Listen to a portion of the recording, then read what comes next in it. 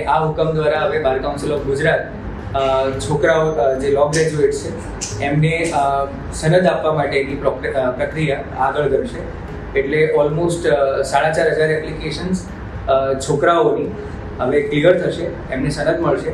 અને સાથે સાથે 2025-26 સુધી જે છોકરાઓ અત્યારે ભણી રહ્યા છે એ લોકો, જે છોકરાઓ સેકન્ડ યર થર્ડ યરમાં હોય છે ગ્રાન્ટેડ કોલેજીસના, એ લોકોને પણ આ ઇસ્યુ નડશે નહીં.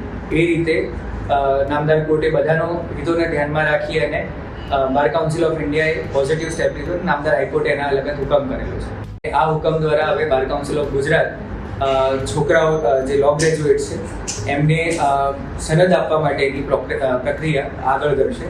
એટલે ઓલમોસ્ટ 4,500 એપ્લિકેશન્સ છોકરાઓની હવે ક્લિયર થશે, એમને સનદ મળશે.